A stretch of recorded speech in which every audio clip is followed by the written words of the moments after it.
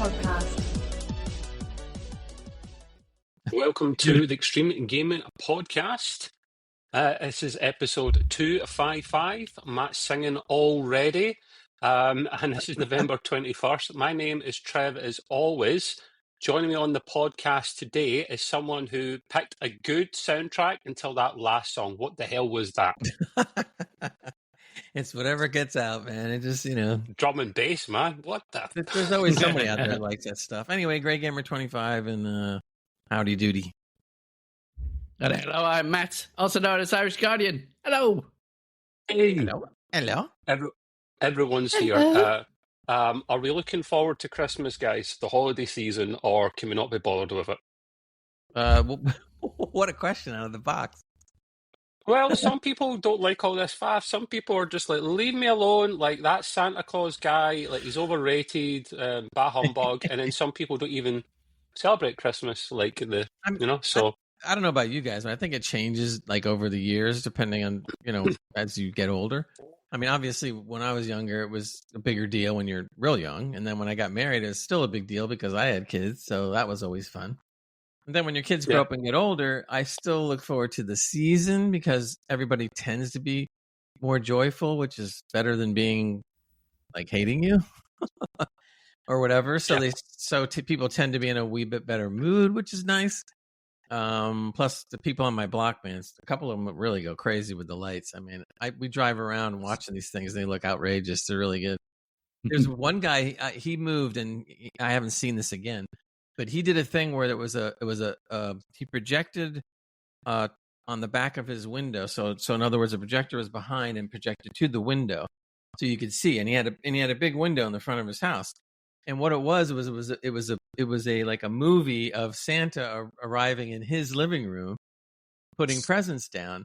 And when you saw it, it looked really good. It looked like a real person was walking in his living room. Behind, but it was like a shadow, but you could tell who it was. But it looked like outside Kevin's house. Yeah. And I never saw that again. I think I remember seeing it on sale on Amazon, but the way he had it was just perfect because it did look like you were looking in his window. I think that's. I don't know if that's solely. Well, it's not solely an American thing, but I know you guys like to go bigger and better. So it doesn't surprise me. There's some characters here that do the same things. Sure. Like, you people let me know in chat or later on if it's too early to put up Christmas decorations and stuff. Anything before December the 1st and it's firing squad, and I'll be pulling the trigger. I've got mine up. What? Have you? Yeah. I have a couple. Nowhere else has them, not even London.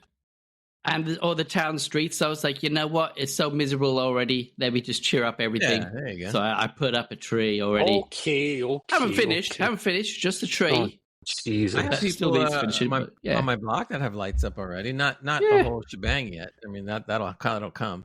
As soon as it gets to Thanksgiving week around here, then you start seeing it come out because a lot of people are off like during that week. So they take that week to set everything up. The start of the holiday season, officially in America, isn't it? Pretty much. That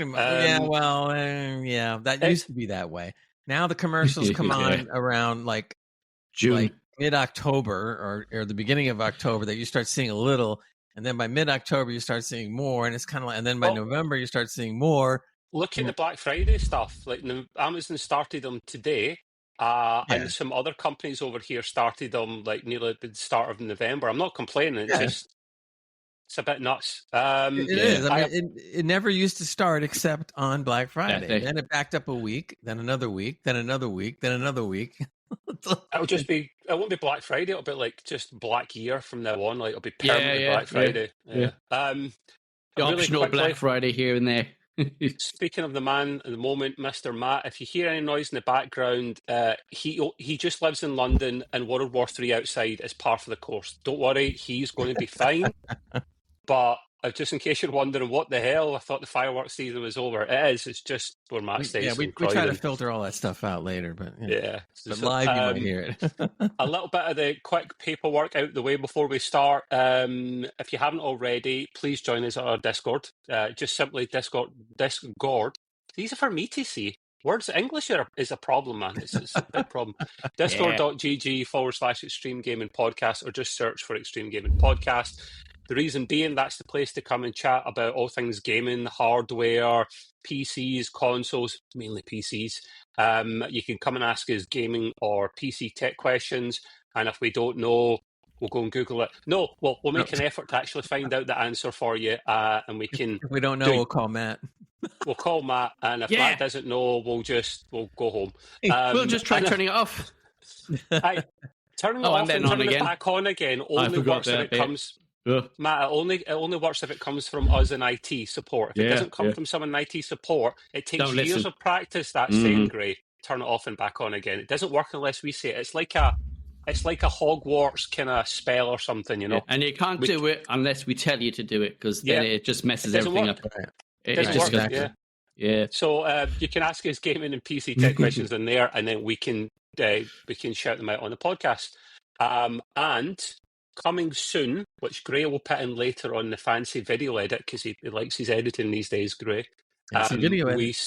We set up a provisional website now, so we are officially a Billy Big Balls organisation. And if you want to have a little nosy at it, don't get too excited now, people. It's just basically extremegamingpodcast.com.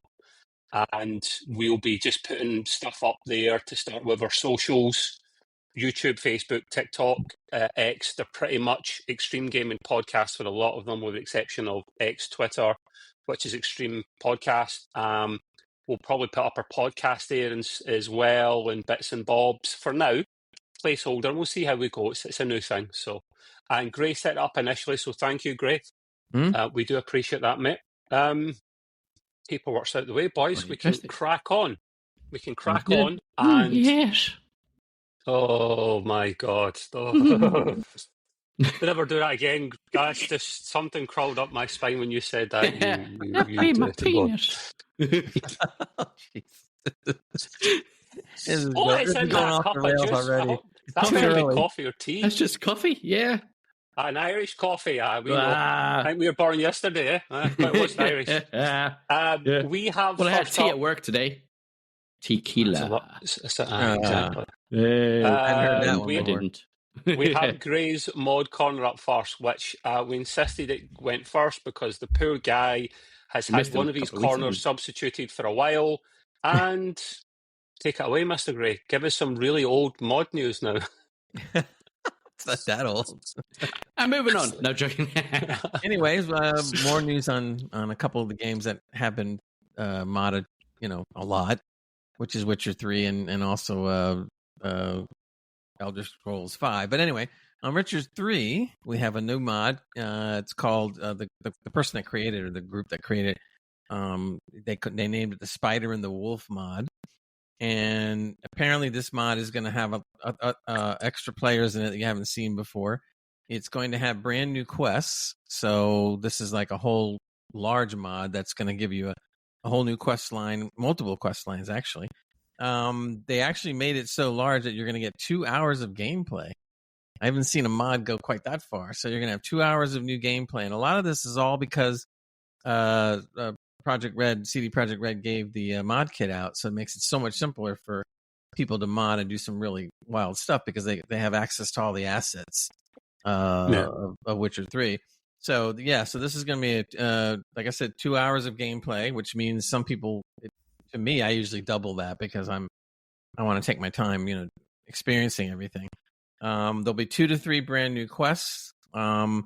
And it'll kick off after you leave Vizimia and begin exploring Velen for the first time. Also, they require you to be at least level 17, so it's not like it's a starter quest. They want you to be, experienced somewhat before you get into it. So that sounds kind of cool. So I'm looking forward to people that do actually go that far to make a mod where they add actual quests and stuff. I'm curious to see how they handle it, because they didn't get a lot of the voice actors to do new stuff, so they basically have to use the assets they have and try to do some editing or playing around with it to where Geralt will say certain things that we all know he can say, and then of course other things are going to be just what happens in the game, I'm sure, without necessarily hearing their voices. But I'm curious to see how they handle that in a mod. So I might actually do this one only because this one is so involved. So Gray, if you want to look, go ahead. sorry, mate, I've got a quick question on that, actually. But first of all, a quick shout out to Tarl from AK Jedi. I think it's supposed to be Jedi Bitch. I mean, Yeah. we That's a didn't great pick the name, though. username. He did. Taro, he was on last week, if you remember, from gamertech.org. Yep. Your UK custom builder people, go and check them out. They're good folks over there, especially Mr. Taro. The question I've got for you, Gray, is Witcher 3 ever going to stop being modded? It seems No. like every other week there's some kind of mod news out for that game, and is it a shell of its former self? It's been modded into something else now. No, I mean, look at Skyrim, because Skyrim is modded. There's there's thousands and thousands and thousands of mods. That's for Skyrim. the most modded game, probably. Yeah, I think it's the most modded ever in history. Period. Yeah. And yet it still keeps going, and even though the game has gotten quite old, but a lot of people will tell you that the modded versions of Skyrim is better than anything that Bethesda's been putting out lately. Which just, that's the talent of the modders that are out there and stuff. I mean, graphically, they've done some wild stuff that makes it really look nice. And I think Witcher 3 is falling into that same category. They're probably, I don't know this for sure, but I would bet you that Witcher 3 is probably the second most modded game in history. Yeah. If not, it's going to be, because as soon as they released that mod kit, everybody was going nuts. They're going like, whoa, we got the assets to this now to do whatever we want. And it's just like, I mean, I can't even believe this guy actually spent that much time to make new quests and 2 hours of gameplay. That's a lot. It's not just a simple, overhaul or a graphic thing or whatever. It's a DLC. I mean, essentially, a small DLC. Look at the guys done at Fallout, for Fallout London. Yes, that was a lot more, but it's still a shit ton of work for one or only a few people to do it on their own. So yeah, and that's a good example, because the Fallout London is huge. And they did it for nothing. Now, yes, some of them might get jobs in the industry and stuff, but that's not the reason they did it. I'm sure it might have been a particular reason, but that's not a good enough reason. They started their own business, didn't they? They literally actually became an indie studio now, which is amazing. I mean, they're talented enough that maybe if they get a little bit of, I mean, hey, look at it this way. Now is the time for a little group like that to actually shine and maybe get somewhere. Whereas maybe a couple of years ago, forget it, because all the AAAs are in the driver's seat. But now the AAAs are slipping behind the driver's seat or something, and some of these smaller people, as we've talked about more than once on this podcast, are doing great. So I think it's wonderful. They're in a really good position. Even some of these modders, if you think about it, I haven't seen this mod, so I can't say anything. But if I do this mod and it looks as good as I'm hoping it's going to look, that even these modders can go out and start doing this stuff. And I think that's great. That pushes the envelope for us to get some good games. Absolutely. I mean, we know we haven't seen enough good games from the AAAs, a couple maybe, but we've been mostly disappointed. So, now maybe not, with some of the stuff coming out. But anyway. Okay. Mr. Taro wants a spoiler of today's agenda. No spoilers on this show, my man. They're going to have to watch it all 2 hours. Oh, yes. We're going to make you sit there and watch all 2 hours of it. The usual shenanigans, lots of news, lots of interesting insight to the gaming and PC world. First of all, on our agenda, we actually have Mr. Matt with some hardware news, some tech news, an interesting topic on Meta AI age verification, Matt. Absolutely. So, this one took me by surprise. And this happened probably last month, a couple of months ago. Where just out of the blue, all my shows got suspended. Really? Yeah. Wow. So they just out of the crate straight away. Instagram went. Facebook was a little bit limited, but then I was able to get onto there, so that wasn't too bad.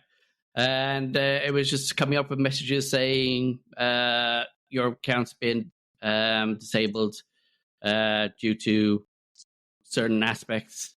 And then I didn't understand that, so I went on to my VR kit, the Quest 2 at the time, and it said, nope, you can't go on here. You need to verify who you are and all this stuff. So I'm like, wow. Somebody's probably told me that I've been hacking games or something. Wow.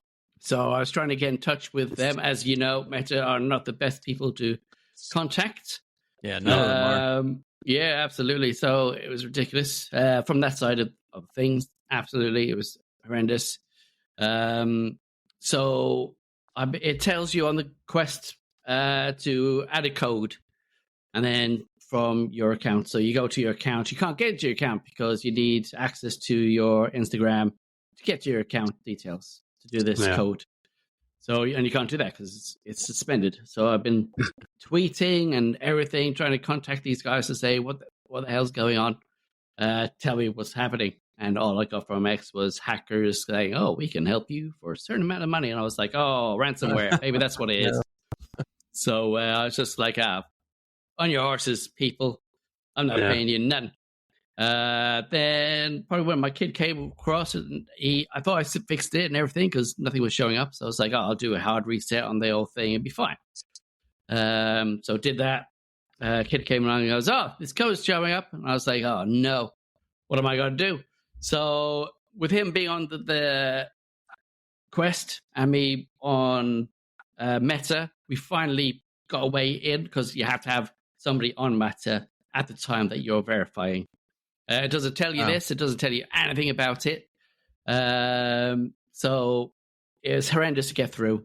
This bit is to restrict underage users from accessing adult content. So I was blaming his mom, to be honest. But there you go. So what's so nutty about that is I can understand why they're doing it, but when they don't even give you any notice and don't make at least a YouTube video or something that helps you get through it. I mean, I can't believe you had to go through that much trouble, and you had to get your kid to help you too. So it's like, I needed his eyeballs to tell me what he was seeing, so I could actually go through the whole steps properly and get that done. So finally we got it up and running, no problems, no issues throughout the whole of our headsets. We all tested them all out, all good. Okay. I do gotta say, Meta's help for if you have like a hardware issue going through. Where you bought it from the third party, they'll send you to their website where they do have a chat, online chat thing that you can contact help desk sort of thing, which was better. This was just to go through a warranty sort of thing, but I didn't need to do it in the end because I fixed the problem. Good. I turned it off and on again. Hey, yes, that's what my thing under my name. Turn it off and back on again. It's got power because I've said it. And you can't use it unless you work in IT support because then you're due royalty payments. You can't afford it. You can't afford it. In advance. I do have a point on what you just discussed there, Mr. Matt. But Mr. Gray can call up Taro's last comment. He doesn't mind. This one's a good point. AAA games are so disappointing in the last few years. Been having so much fun with indie games like Sea of Stars and Monster Sanctuary. Yes, my friend. Yes, we hear you. And we agree. Great. We do. We hear you. We agree. We're even warming up to them. Even Mr. Gray warms up to these games more so. As long as they're not 8-bit or 16-bit. Right. As rules are. 8-bit's a no-no. 16, he might entertain it slightly, but you really have to go above 16. Yeah, exactly. No, I agree with you, my man. It's the way the industry's going. That's why Matt will be... Are you talking about that game later on, Matt, that you... the little demo, the survival game? Because if that's the case, yes, that's the kind of game that we want to play more of, and we'll talk about that in a little bit. Matt, my question to you is, or my point, it's more concerning for you when it comes to this verification side of things because they try to do the right thing in the wrong kind of way, and you've got a kid, you've got a son, and people online can obviously do weird shit, inappropriate stuff, so they have to be protected. So in some ways it's good that they're doing this, but they need to make the parent, the guardian, they need to give them an easier way. They need to make them aware in their advance, and they need to be able to give them tools to, say yes or no, or, I approve of this, I don't approve, 2FA, and the things reason, like that. Yeah, at least tell you what the reason is instead of giving this vague thing. And because you have Roblox on VR that you can play now.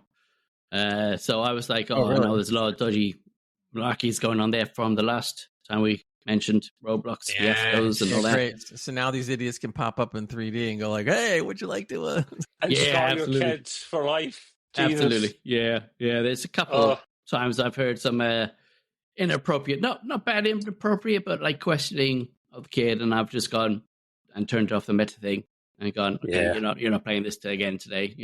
Give it an hour. You have to, mate. You have to. It's becoming a big deal at the moment because I don't know if you boys are aware of this. Mm-hmm. The whole, not just the kids in VR and whatnot, but kids in social media in general, anything online. The guys in Australia, the Australian government, are actually going to start blocking social media for under 16s, might be under 18s, but I think it's under 16s, might be wrong. And it's coming in soon, like it's a thing that's been voted through. I have mixed emotions in that one because ultimately prohibition was a thing in the States at one point, and they ended up selling booze anyway because you take something away from people, they'll find a way, and kids are smart. I don't know if I agree with that. I think if they do it the right way, yes. So, I mean, I don't know. Great, you're a parent, but your kids are kind of grown up, but you've got grandkids, so maybe you can relate more to Matt in this one. Do you think it's a good thing or a bad thing? I think overall it's a good thing. I don't know if I would go with the under 18. I would probably go more like 16. under, and maybe even under 15. Or something like that. But I think the problem is that some of these things became more necessary when, let's face it, not every parent, now I'm not like that, I'm sure Matt's not like that, but not every parent polices their kids as good as they should.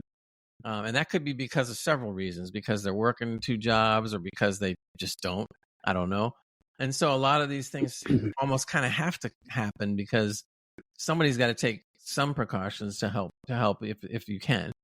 So I don't disagree with it, but I just said, like I said, I would lower the age because I think by the time you're, getting close to 15, you're fairly mature, not entirely, but mostly.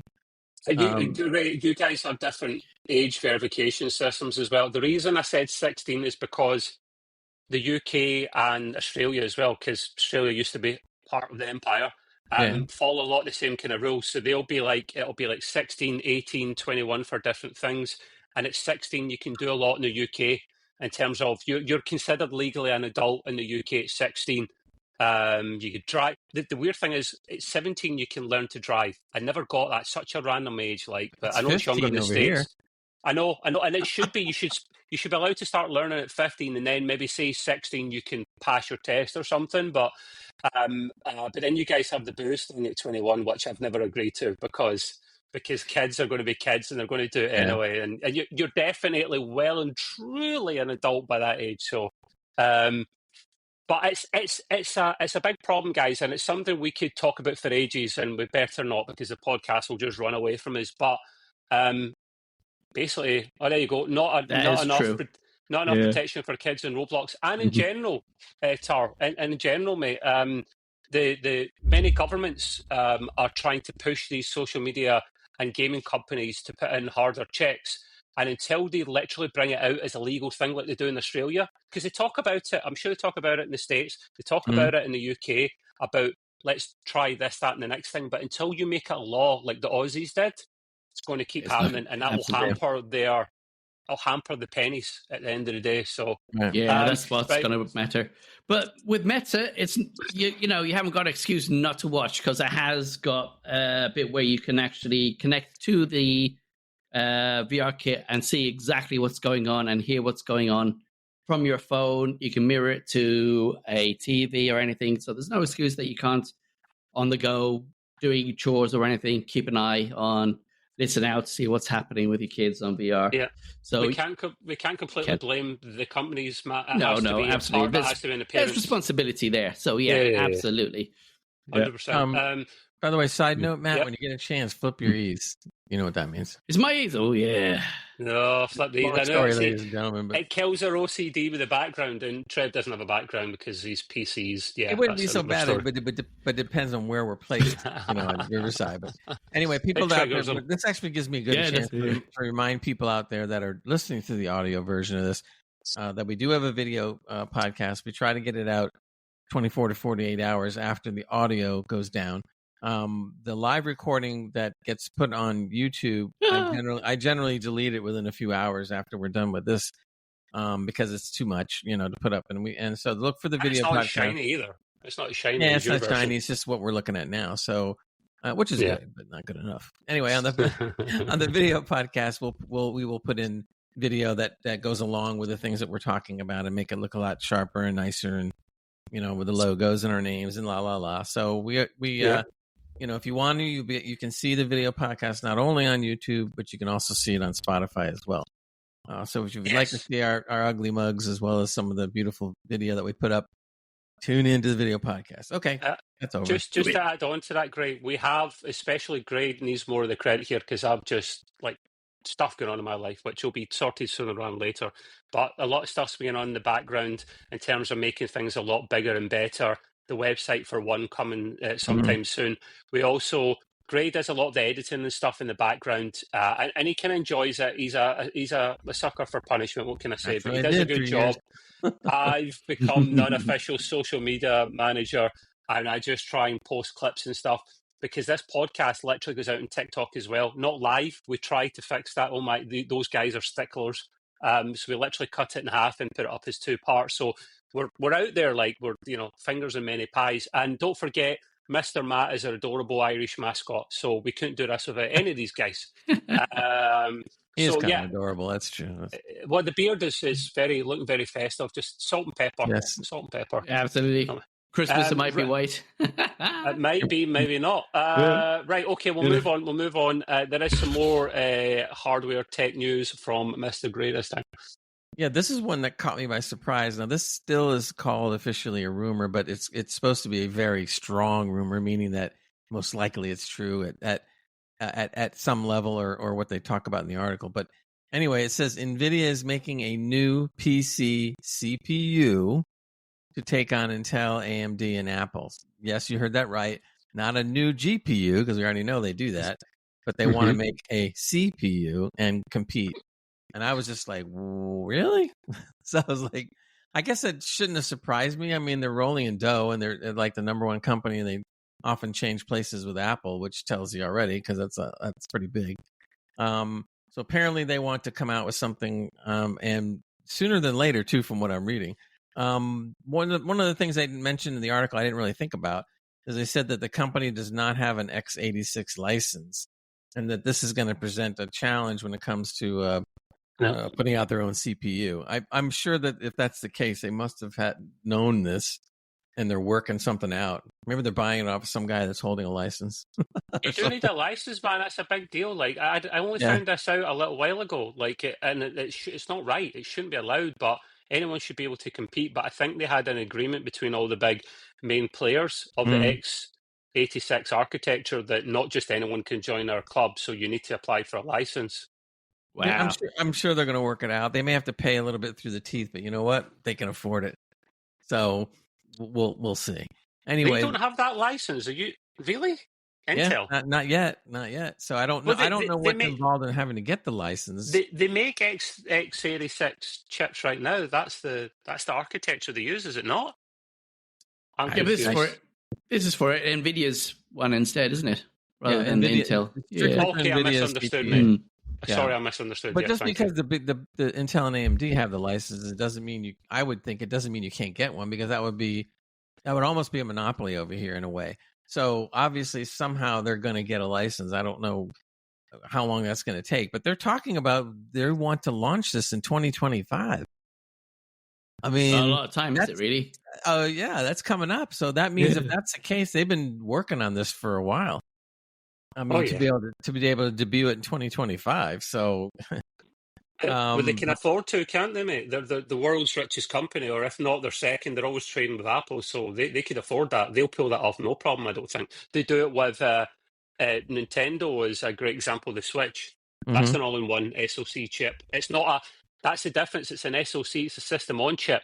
The GPU and the CPU are both there at the same time. Right. I think the way Gray's describing it, it will be a standalone CPU, which that's what could be a whole new thing.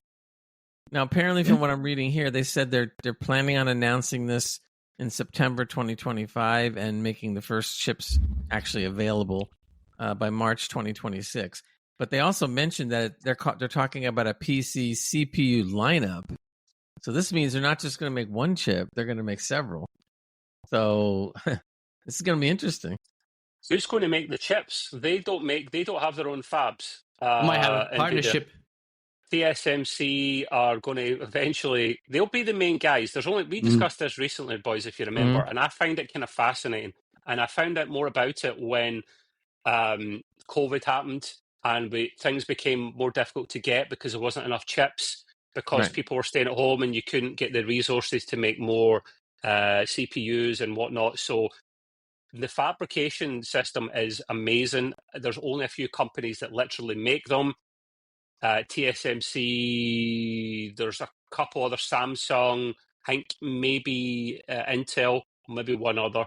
So literally the two, TSMC's biggest clients are Apple, not surprisingly, with their 2 nanometer process chips probably coming out in the next year or two.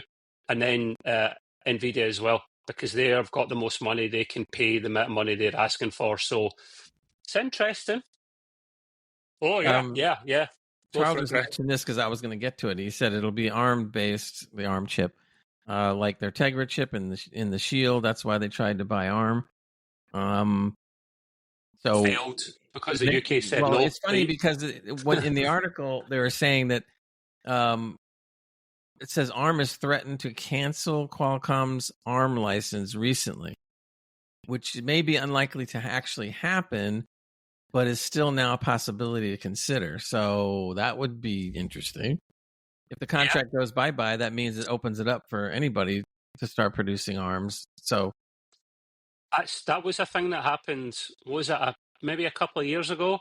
NVIDIA did try to buy ARM, who are a UK-based company, but the competition, whatever they're called, regulatory body went no, because you're already Billy Big Balls as it is. You don't need to be even bigger than you already are.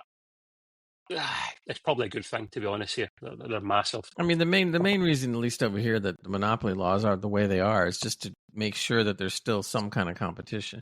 I mean, despite the monopoly laws, look how big some of the companies are anyway. They always find a way, Gray. They always find a way. Yeah, but they only can push it so far, and when they push it too far, it has to be broken up. I mean, look at what was it? AT&T years ago had to break up because they were basically all over the country. So they had to split themselves into 3 different divisions, which went on to do their own thing or whatever.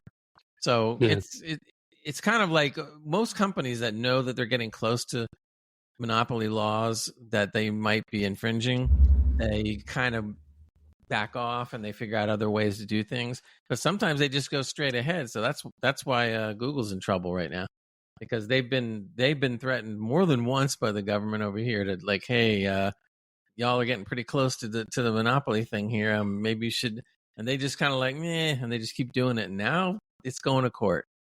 And it's going to be real interesting to see what happens, because they've already suggested over here, I don't know if you guys heard about it, but the government here has said that, look, you may want to, and they're making like little suggestions, right? You may want to think about selling off Chrome. And of course, Google goes like, we're not selling off Chrome. We make, $1 gazillion on Chrome. And they're going like, yeah, but we could do a lot worse to you if you don't. So now they're like, so this is going to go on and on in the courts for the next couple, at least the next 2 years, probably. But Google's going to have to sell off something, whether it's Chrome or whatever's going to happen. The government over here, from the article I saw, wanted much worse than just selling off Chrome. They actually backed off a little. So it's going to be interesting. It might be, yeah. It will be. Charles said, bye-bye Qualcomm, hello to NVIDIA. Yeah. It's you end up just switching one for the other sometimes, unfortunately, in the industry. Okay, thank you, Mr. Gray. I also believe you're adding to your corners. I think you only get 4 corners, and I think you're using 2 of them up so far. No, actually, there's so many corners here, boys. Oh, we have lots of corners. you have. Oh, my corner's the best corner. That comes up after Gray's one, but we'll keep that a little secret. Gray's AI corner, as he's dubbed it now. Yeah, this is something that I found out that's actually kind of disturbing, and I wanted to see what you guys thought about it. This is basically something that we've kind of touched on because we talk about AI a lot here, and I know we talk about AI mostly when it comes to games, but I do like to cover things even sometimes in general with AI. So this kind of struck me as a bit scary, but basically the story is that Gemini AI, which I believe is part of Google's thing. So you've probably seen it when you're Googling, you see Gemini AI pop up and they start giving you answers or whatever. So this kid, I mean, he was a kid, decided to use Gemini AI to help him on his homework. And at some point in the conversation, Gemini AI says that he needs to die. And I'm going like, whoa. I said, that's not good. It's probably great because he pronounced Gemini's name wrong. I think that's possibly why. I just got a bit upset. Oh, believe me, the funny thing is when you joke about it, but they actually are looking into that. They actually are looking into that. So they said that basically Gemini threatened this user or possibly the entire human race, depending on how you look at it. Wow. They said, according to the user, there's no names to protect the innocent, so to speak. Gemini AI gave this answer to the brother after about 20 prompts that talked about the welfare and challenges of elderly adults. Oh, that must be me. So this is for you, and this is what he said. Now this is after these 20 prompts. Whether this is Gemini AI, and this is what Gemini AI told this kid. He go, "This is for you, human, you and only you.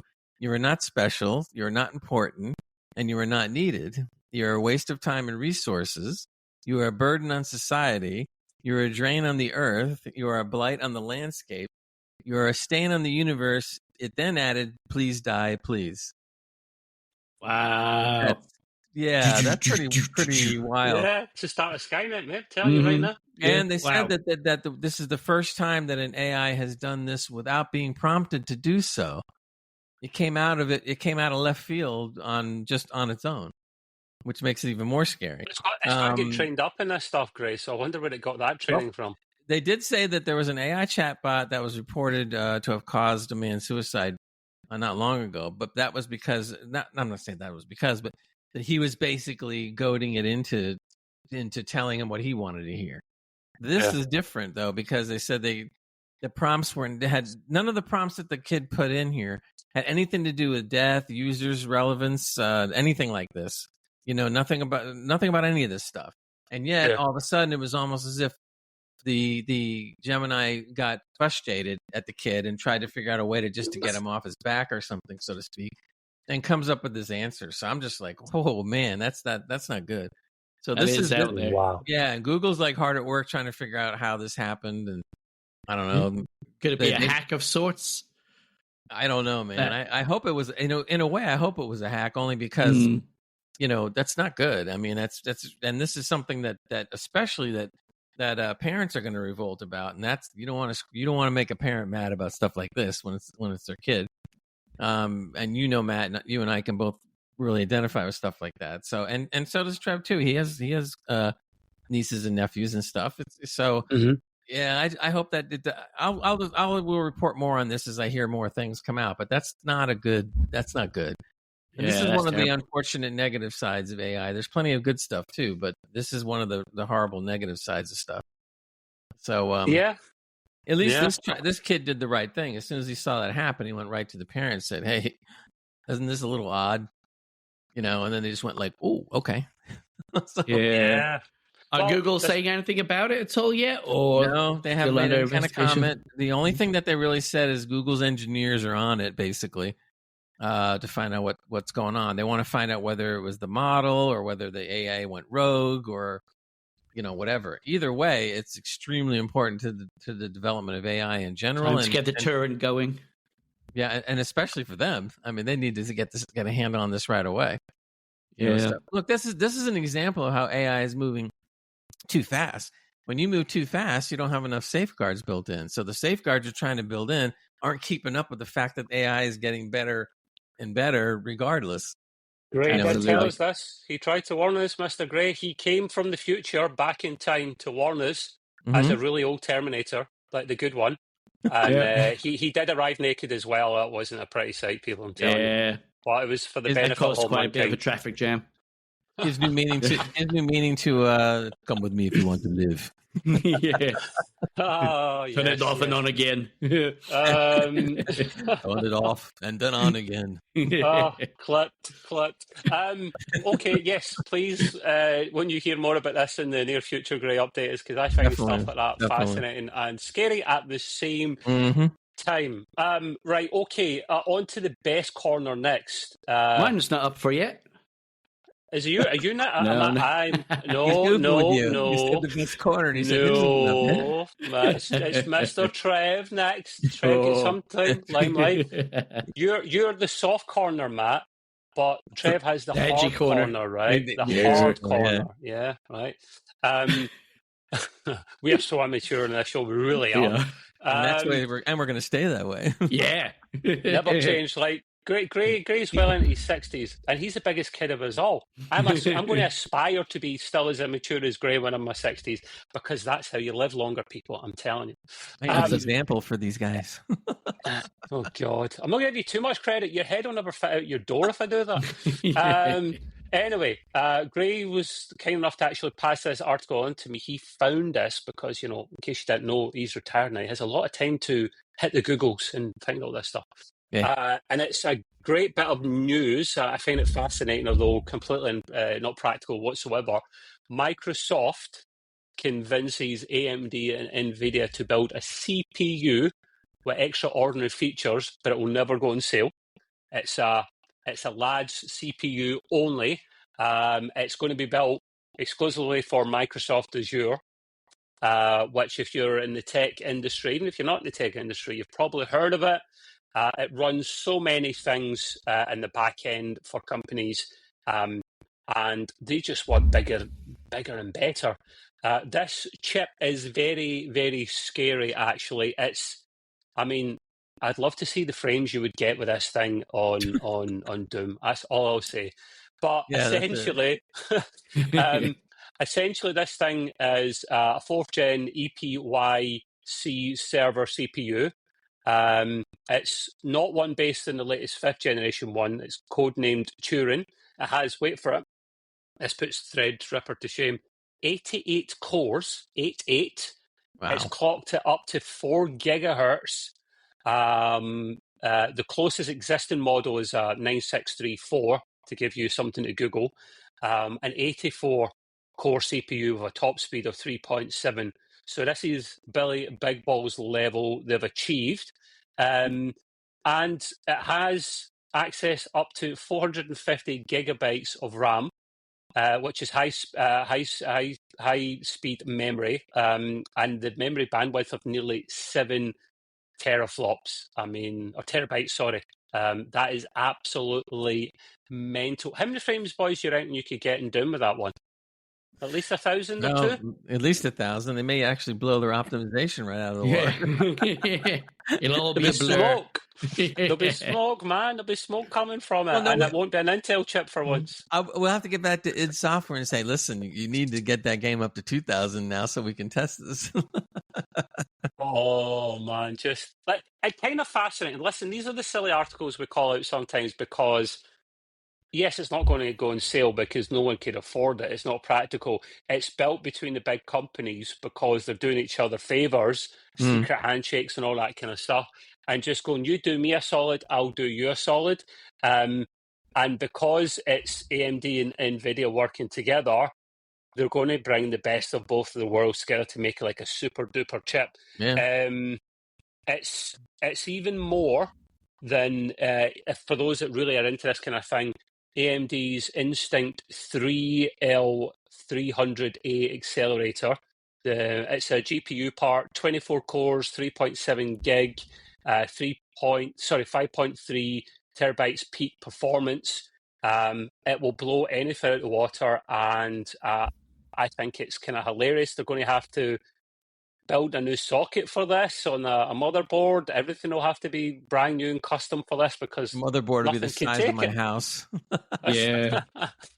They'll be coming in with a bloody Chinook to like lower this CPU in place, man. Wow. Hey, Tarl had a nice comment here. I'll put it up. Says it needs one nuclear power plant per CPU to power it. At least one. At least one. Yeah, nuts, man. I mean, I thought you might have a chuckle and a giggle out that one, Tar, because it's not practical, but put your... it's fun to read about, though, because it's like 88 cores. What? Yeah, exactly. Once it hits 88 cores, it goes back in time. See, get it? Yeah. Right. Anyway, so that is part one of Trev's Hard Corner. I need to turn it into a jingle. The other one I found interesting because I'm pretty sad. Have you boys heard of the PlayStation Portable? Or Portal, sorry, not Portable. It's portable, but it is a portal. Yeah. Have you heard of it? Mm-hmm. Yeah. What is it? You've got heard of it, Gray, no? Mm-mm. So this is a little device. In fact, I think the best thing I could do is probably quickly share it. This is a device that Sony brought out not that long ago. It was earlier this year, I want to say. And basically, it's this thing here. Yeah. Right, so the idea being when it first came out, you could, if you were at home, you could play this with your PlayStation on rest mode in the background. It connects to your router, and as long as your router is not million miles away and there's not a lot of interference, you could literally stream your games. So while the missus is watching Coronation Street or any other kind of crappy soap, you can, or if we flip it on its head, the bloke is watching the football and the missus wants to play some game and doesn't want to watch this. Have this little portal thing in your hands, and you could play whatever's on your console and put some headphones in. Jobs are good. You know what that looks like? It looks like a large iPhone and with two controllers snapped to it. Yeah, an iPad, an old one. It kind of is, man. That's a good way of shouting it out. It did sell out when it came out. I don't know why. Like I didn't see the point in it, but it did sell out. People were scalping it online. And the reason I wasn't interested in it is because I don't. This is my place. Like I don't need to share it with anyone or share the TV, so I can play the PlayStation when I want. But they've recently updated it because when it first came out, I didn't see the point in it for me. But now people were saying from the start, like, why can we not play the cloud games, the PlayStation cloud games through this? Makes sense. It can connect to the internet. Why, if we have the right subscription, can we not play all the PlayStation games they've got on the cloud? Now they're rolling this out. Now they're eventually rolling this one out, and it's in beta at the moment, and a bunch of countries, the UK and the US are included in that. And literally, if you're on the top tier, PlayStation Plus Premium, or it's Deluxe in some countries, that's the one that gives you cloud streaming as well of all the older games. You can play this. It's only PlayStation 5 games at the moment, but there's like a couple of hundred games in there. And it's 1080p, 60 FPS, which is fine for something that small. You really don't need more. That's what it should have had at the start, boys, to be honest with you, to make this a worthwhile accessory. But now you could literally rock up anywhere, go to your granny's. You love your granny dearly, but she's watching Coronation Street or some other shit. So you're like, Granny, I'll just be on the old portal. Give me a shout when it's finished. And everyone's happy. So I still probably won't buy it. I don't need to buy it. I don't see the point. But I think it's kind of cool at the same time. And then it'll probably roll out of beta sometime next year. And jobs are good. And so that is the hard corner done. Matt, you have got an interesting little game in early access you want to talk about, because I'm intrigued to hear about this, please. Yeah, I do. So this game, I turned on Steam. Steam showed me this game, and I was like, I like the look of this. I might actually have a go at it. So it's a game called The Last Plague Blight. It's on sale for £14.29 or $16.99 in the dollars kind of mark. Has it not been called COVID? Great, Matt. Sorry, The Last Plague COVID DLC. No, is that not accurate? No. Yeah. Okay. But this one is is a good game. I had a wee go at it.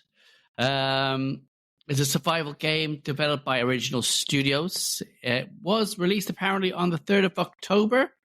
There is a game demo there if you want to test it out first, which is what I did.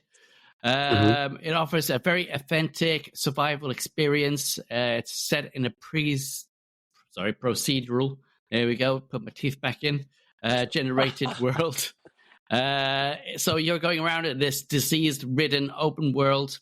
Players have to endure harsh conditions, manage the resources, your health, of course, food, rest, and pretty much look out for beasties as well. So you got wildlife things to look out for as well. And beastie. Yeah. So you have to pretty much be careful where you're going and find out about this mysterious disease known as the blight. It's pretty much set on as a realism and immersion. So careful attention to the mechanics of the survival, cooking, building, as well as crafting. It's pretty much in there. It's pretty good. I like how they do that. The world so far, it looks really nice. It looks very sharp. What I'll do is I'll show a little wee bit of it to our wonderful viewers. I was about to do that. I'm glad you did. I'm glad you did, mate. Go for it. There you go. So I had to try and find one that had what I was looking for, sort of thing. So a bit of a gameplay. I thought you were doing the game trailer. Oh, that's good. This is better. I was going to, but this is better. Actual proper gaming. Because the trailer wasn't fit. The trailer was weird. It was like It was very weird. Yeah. Yeah. I took one look at the trailer and I was like, if I went by the trailer, I would have said no to this game straight away. So as you see, the world it's a beautiful world. I was playing it on 4K. It was handling everything on Epic really well. So there we go. The crafting mechanics is lovely. So there you go. There's dynamic challenges that players must face, which I was talking about, the wild beasts, where I've put my little camp, which is a sleeping bag at the moment, has some wolves walking around. So as soon as I saw them, I was like, I'm not going to survive here at all. There we go. Look at that. So you can craft certain things as you progress through the game. It does have a co-op multiplayer that's coming into the feature, allowing you to have a group of people play together, which I think would be awesome. We don't know when, I guess, Matt. No, not yet. No. Okay. But I'm hoping it'll do well because it looks like a game that we all can enjoy, including the PvE style of it. I was noticing one thing I probably would turn off as the player was walking through the forest. Every single little plant had a name. And it all you can turn that off. I was going like, whoa, that's a lot. Yeah. It is quite interesting. As you can see, he has it off now, so you can have it on with tab just to see where you're going with it. It's a third person top view style thing. View, yeah.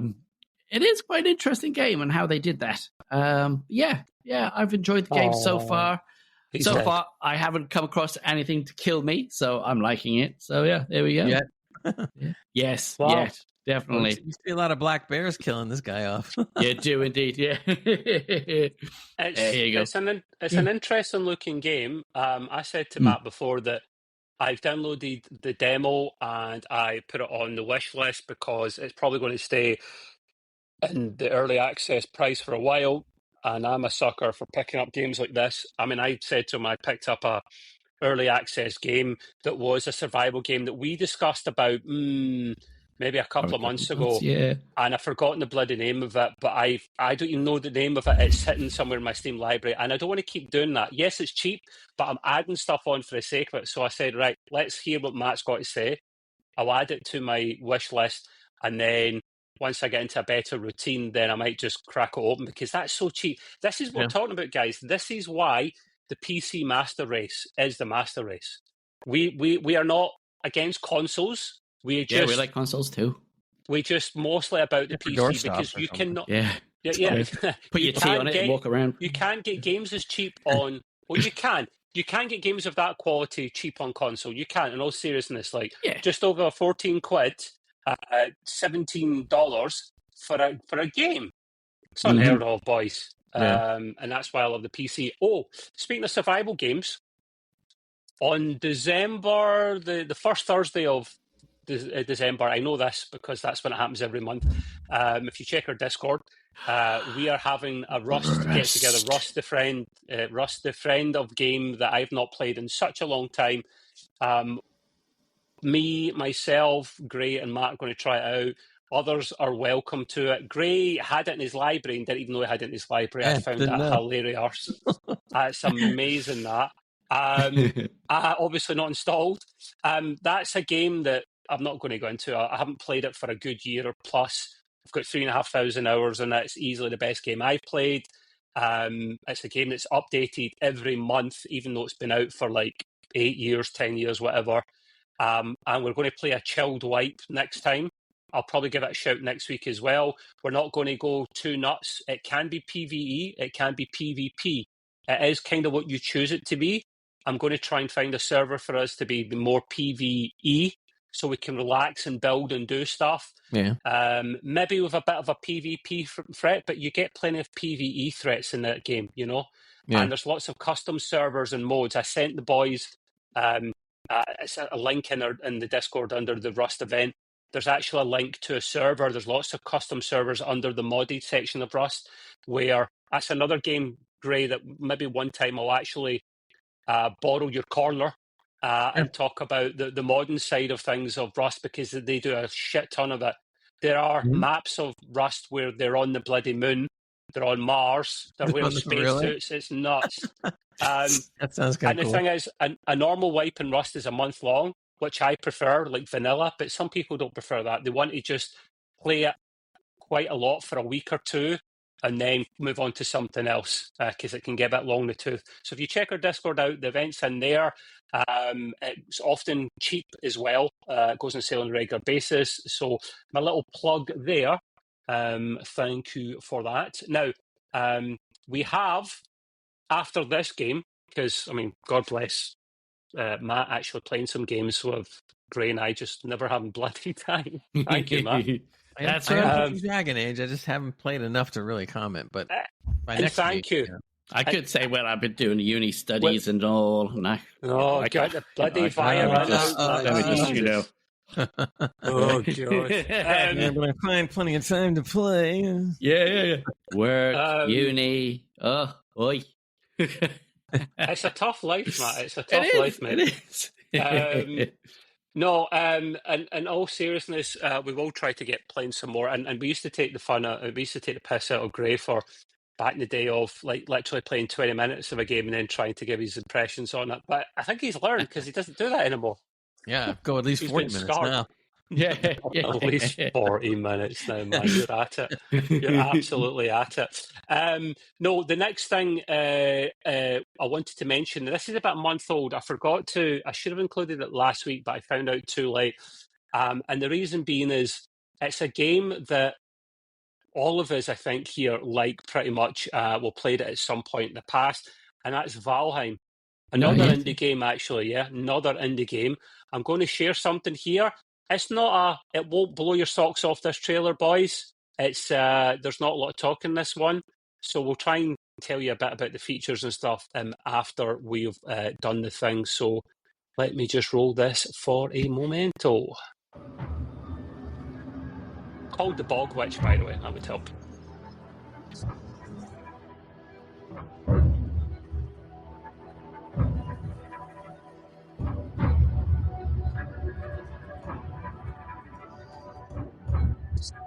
Like Roadblocks. Stardew Valley. It's gone 3D.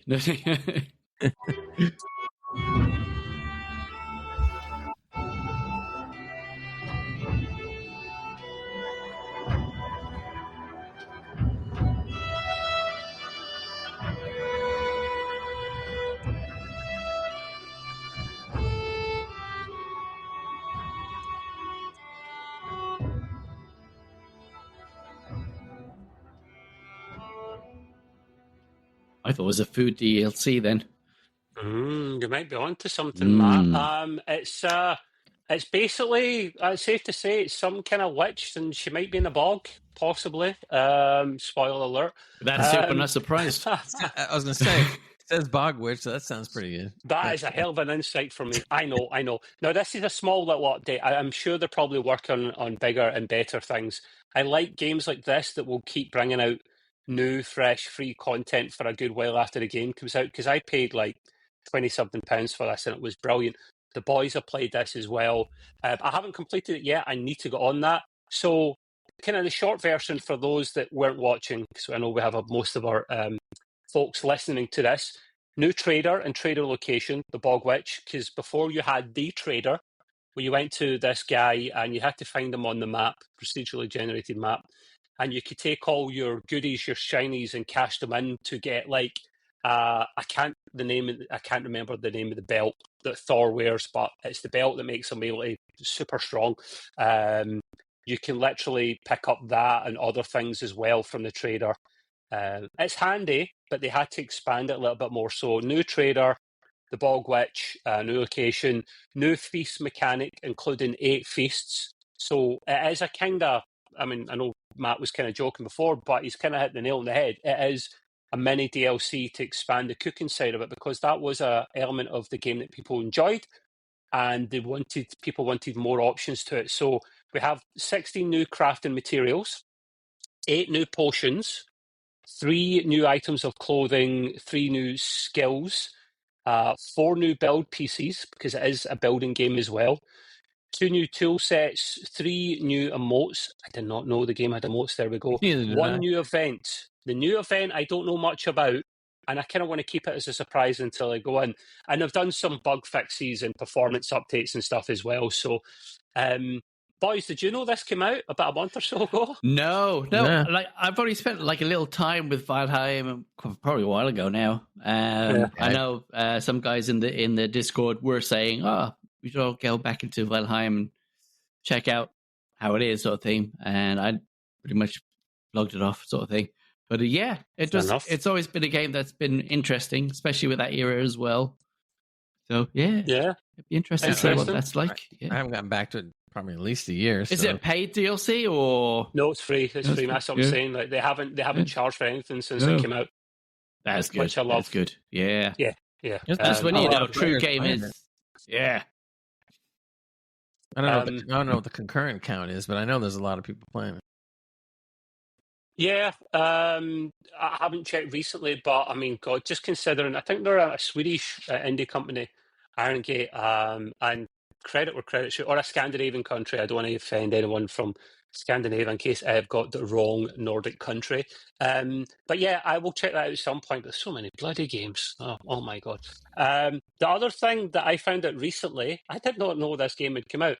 Microsoft Flight Simulator 2024, right? Yeah. We've heard of this very popular flight sim game. The guys at Microsoft tend to bring them out on a kind of semi-regular basis. The last one was a big success, and this one out is had big issues since it launched on Game Pass. Now, the issues it's having are login issues, and the reason being it's a server capacity issue. The reason it's a server capacity issue is because beforehand, a game like this would be 100, 150 gig, the usual thing, you know. There's a lot of stuff, a lot of assets there. It's a big game, I get it. But now, what they're trying to do is they're trying to get too big for their own boots here, Microsoft. And on console, at least Xbox, it's only something like an 11 gig download, which is unheard of. PC, it's a bit more. It's about 30 gig. And we're thinking, there's no way a game like that is that small. It's because they're streaming a lot of assets in on the go. Now, there's advantages of that. When you go on, if there's a hurricane, I hope there isn't one, by the way, Gray, but if there's a hurricane over Gray's house, because he lives in that neck of the woods, then you could fly over to Gray and be like, mate, you're screwed. The thing's right above you, and game over, mate. Just you know, sign everything over to Trev and Matt immediately, is all I'll say. I'll get to work on it. It works live with what's happening in the world. You know, there's weather data, there's map data. It's all getting streamed in. And wait for it, boys. It can reach petabyte levels of data. So you can't download all that. I get why it's streamed in. But there needs to be a happy medium here. They've cut back what you can, the server capacity, because there's no way they could let every single person in. But then if you're paying for a game and you can't get in, what's the point? There are some people that paid for the standalone edition, like, as I like to call it, the Billy Big Balls Deluxe Edition, that you literally have a physical disc and you have like the artwork and all that, and that's like $200 or so, right? Can you imagine you bought that and then you can't play it because of these problems? Yeah. So it's a big problem. I like what they're doing. Like, it's the right idea, Microsoft, not the right approach. Like, try and find some happy medium where you still have that 100 gig limit, because people have accepted that, unfortunately, that's the way it is, but still have the option to be able to stream more stuff in, have more toggles, more buttons, more options for the people, where you could download the full fat version, you've got a good gig internet connection, and you can start streaming a lot of this stuff in.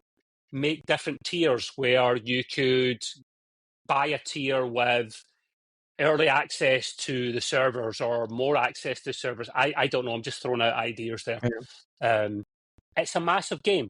It's a huge. massive game. Yeah. It's one that I've always had, Microsoft, all through their generations. Did like the previous one. I felt it was lacking a lot of things. This one, I saw that it's brought in back missions and a tree, if I'm not messing up your story there with it. No, you're not, mate. No. But yeah, it looks so much better, more intuitive towards the players. So there's actually things you can do instead of using a mod. I know the AI voices for the characters are quite off, but they've always have been, sort of thing. So yeah. It's not, you're right, Matt. It is a massive game, and the players deserve better for this. There were some other issues as well, though, because it was only released on Tuesday, which at the time of recording was only a couple of days ago. Wow. Those that reported lengthy loading times, easy for me to say that for some people it froze at 97% loading, which I'd be raging about. And those that managed to get past that screen have reported missing aircraft from their library. I'm sorry, pal. I signed up for a 747. I spent good money on that. It's not in my hangar. Where the hell's my bloody plane? Really? I'd be pissed off. Yeah, pissed off. Maybe it's invisible. Real life Heathrow. Maybe it is. Maybe it's like that flying helicarrier thing from Agents of S.H.I.E.L.D.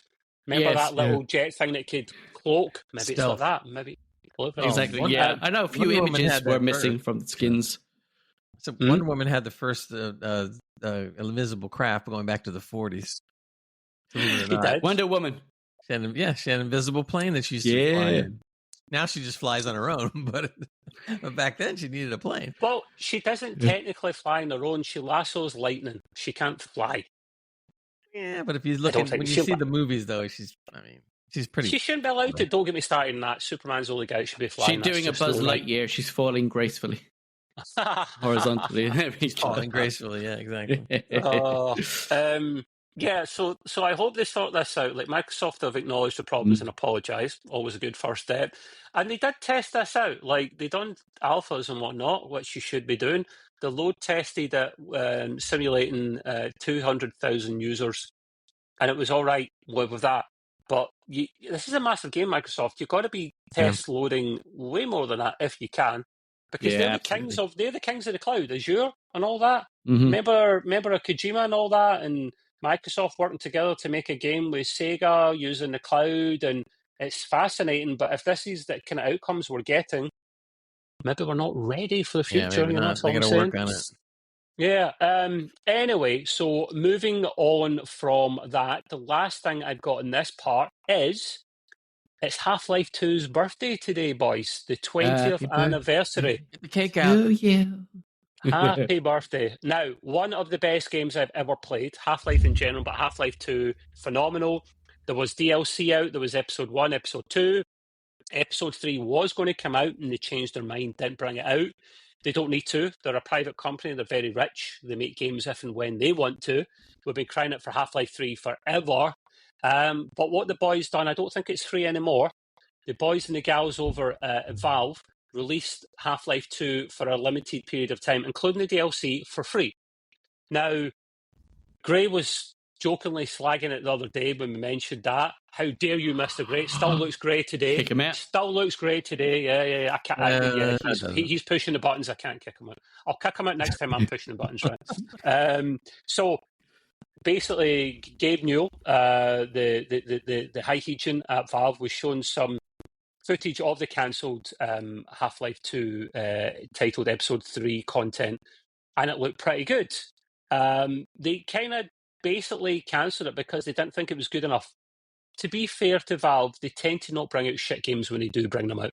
So they didn't feel it was ready, it was right.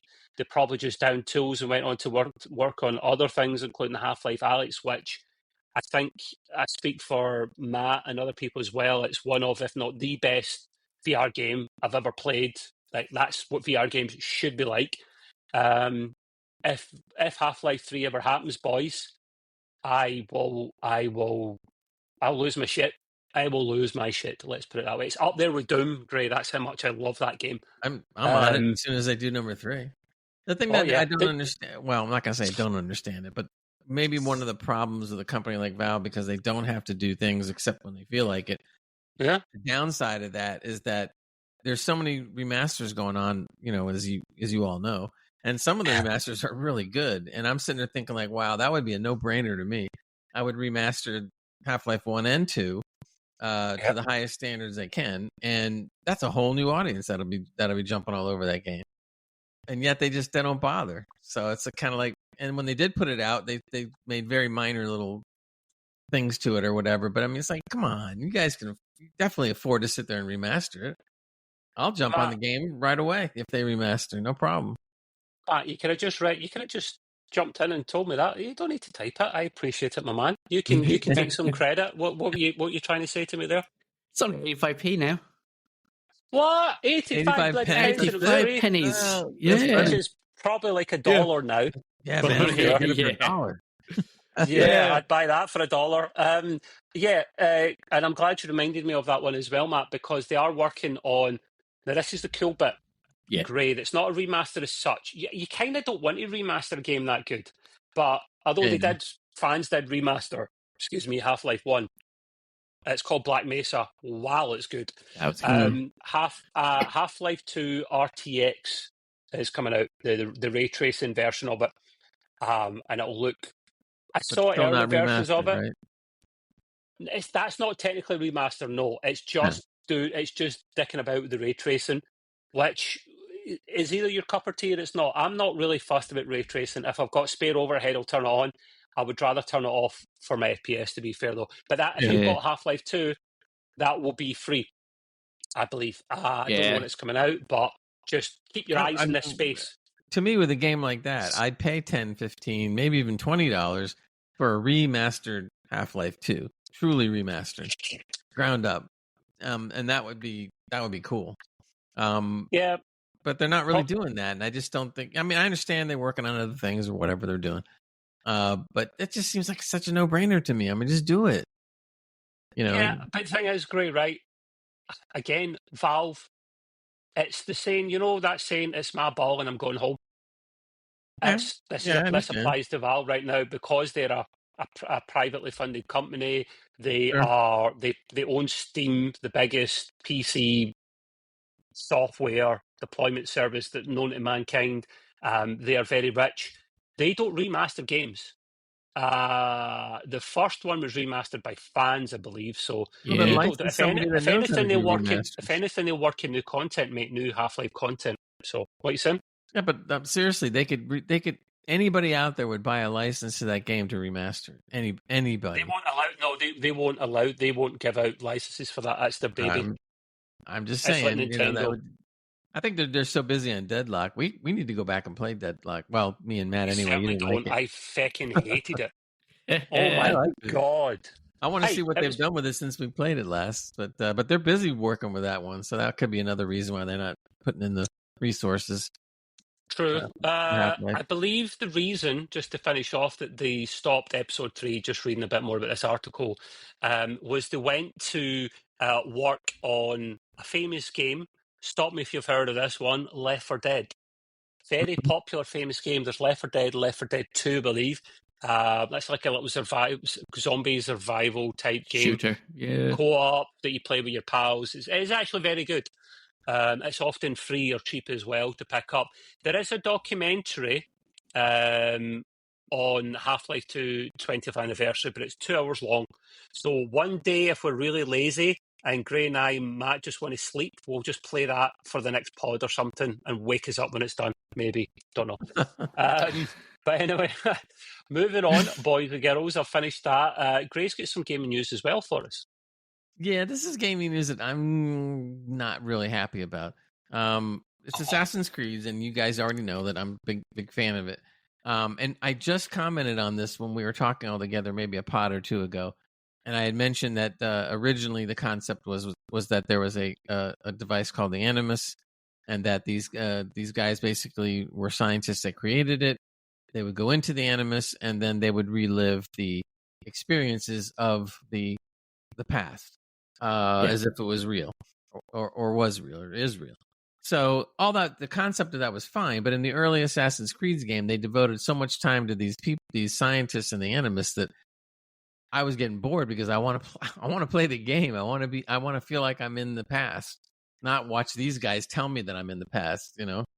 So as the games went on, especially when it got to Origins and Odyssey and Mirage and all the and Valhalla, et cetera, they did less and less and less with the Animus. In fact, in Valhalla, when I played it, there were some missions that were specifically Animus related, and I didn't even bother playing them. I tried to play one of them. I'm going like, yeah, boring.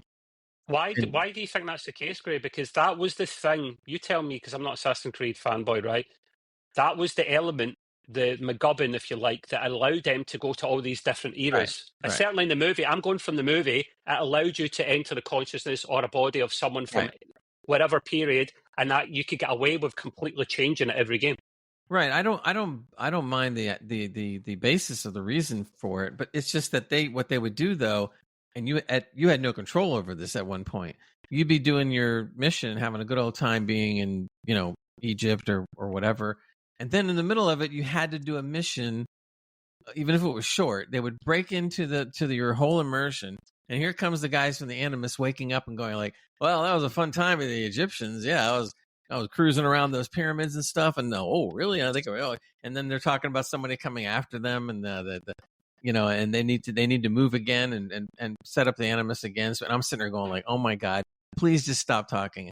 I'm exactly the same way. I hated those missions. I despised it. It's like, yeah, do it maybe before or afterwards, but not, you know, when you're trying to do stuff and you're really into this part of the character and you're like, oh, you know, this is really big, and then boom, you're in this science lab.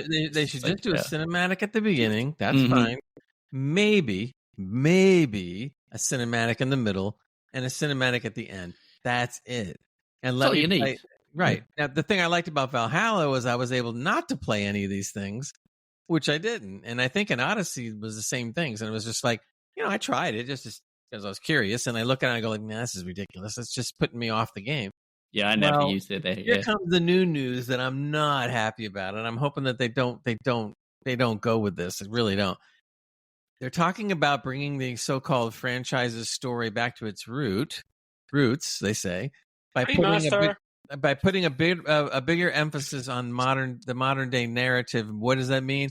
They want to bring back the Animus, and they're talking about wanting to bring back the modern day setting as a priority.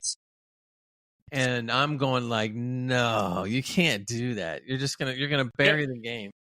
Gray, here's a hypothetical. Tell me what you think of this, right? We know that's a thing that has to exist in the games as long as they don't do what you boys suggested, like mid-mission or something, like just take someone out of a really good time. How about, and I know the movie wasn't very good with Michael Fassbender, right? But I enjoyed it for someone that's not really into the game. So I watched it, I thought, the concept of this is great. This machine that can almost like a simulated Borg style, you know, they stick this thing in you, and before you know it, you take control of a body in some era for, you know, generations in other side of the world, right? If they set it up, for example, what's the new one going to be based on again? Is it Tokyo or something? Yeah, it's a feudal Japan, right? Feudal Japan, right? Which Gray told me a while ago means really, really old. Didn't know that. Every day's a school day.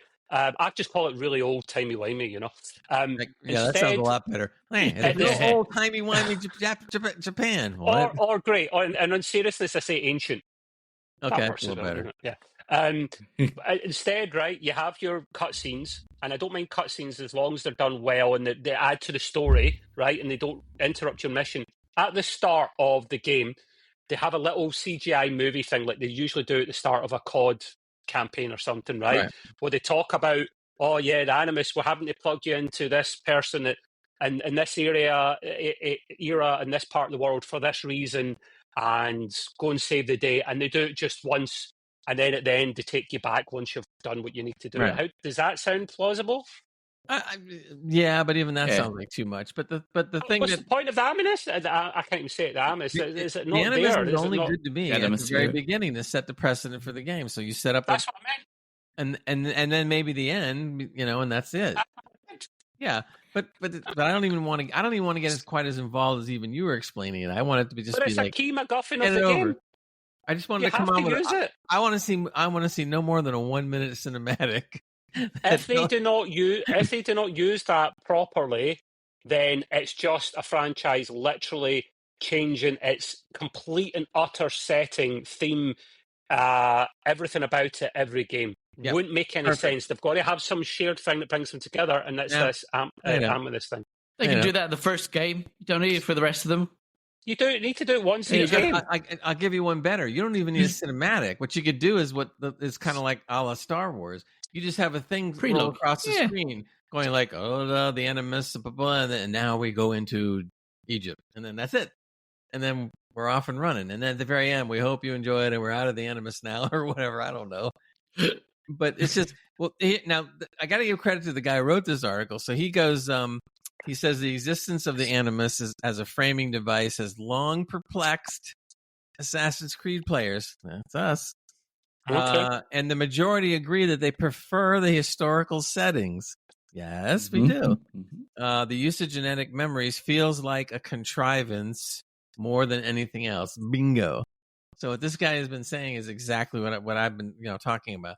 He also talks about the immersion. So he's saying shifting the series away from modern day allowed for more cohesive narratives to get really involved. So I just don't know what their mindset is. I wanted to bring this back. And they're saying they're going to bring it back in a big way. And I'm going like, well, then just create an Assassin's Creed game where it's only the Animus people. I don't know. And don't do it like they do in Quantum Leap. There you go. Okay. But even Quantum Leap, that's part of the reason why I didn't like Quantum Leap either, because he was like leaping around. I'm like, okay, just do the story, already get into it.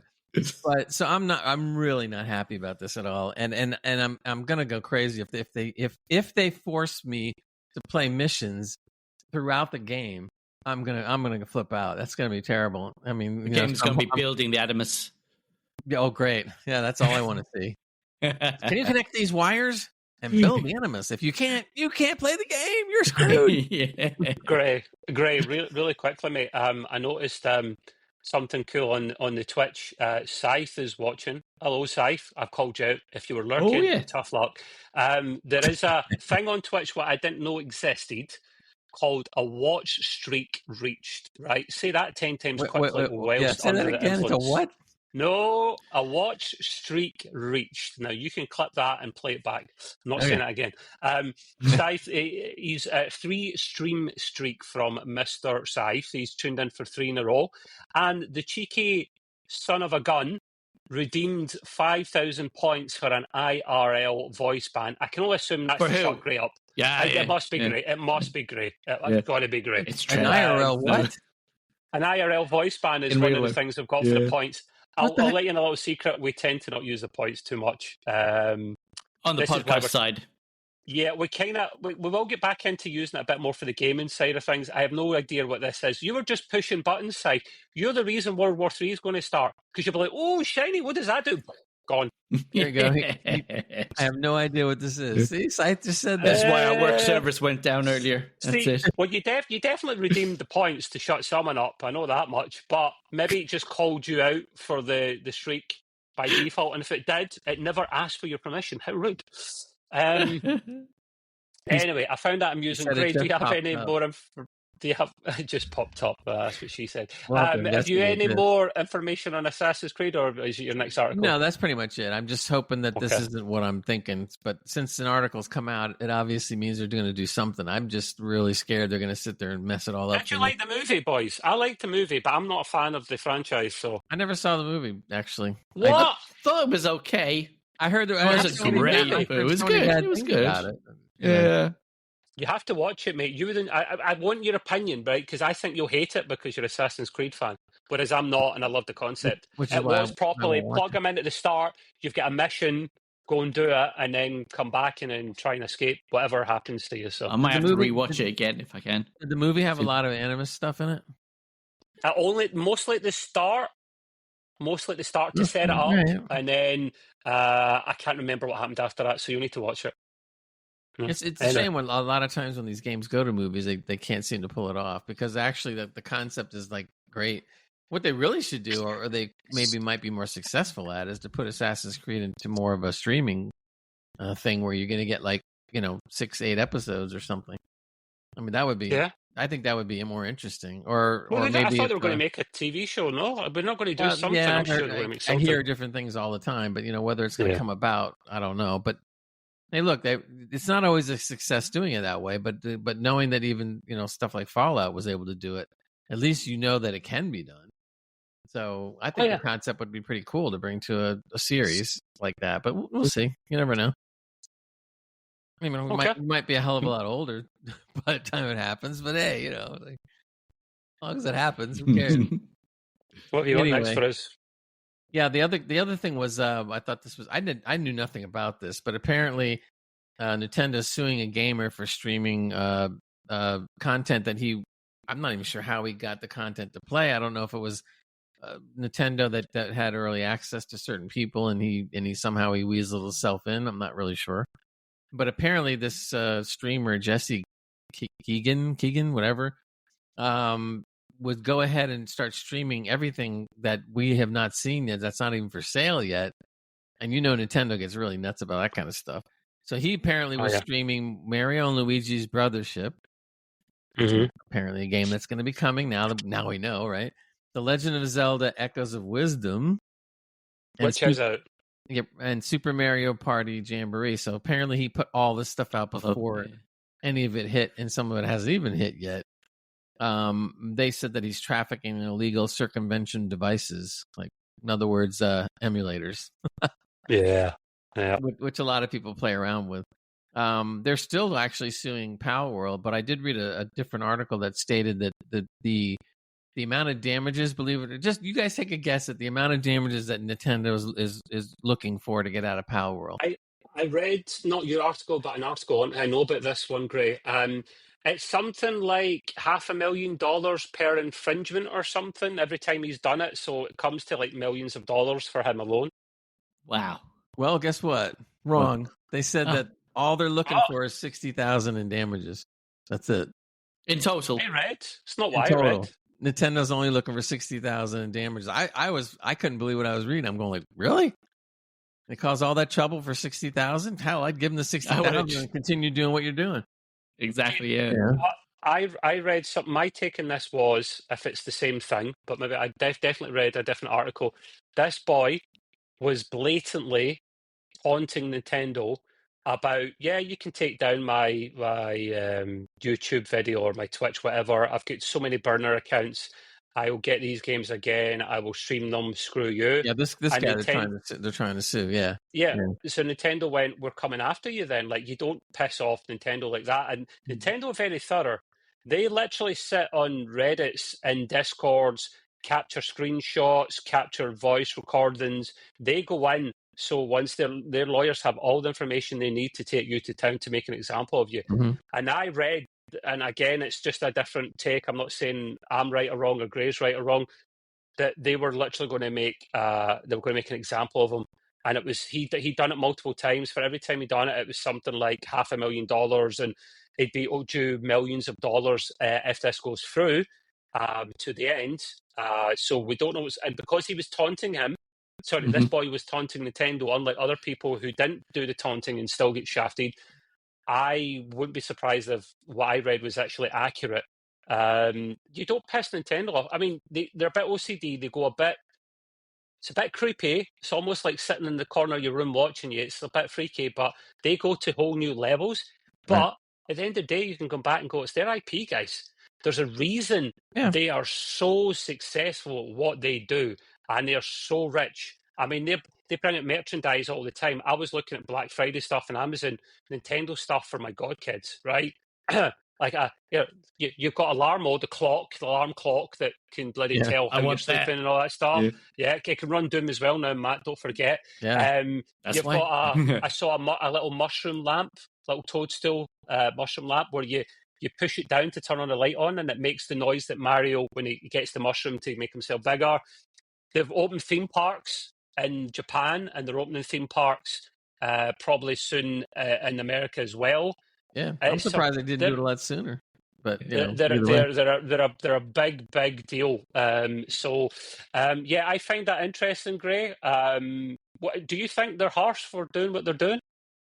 Do you think that? No, not for considering that it's their IP. And if the guy is dumb enough to taunt them, then he deserves whatever he gets. Yeah, true. I mean, if he didn't say anything, it'd be bad enough. But now if he's sitting there taunting them, that's like, yeah, they're gonna get every lawyer they can after him and try to bury him.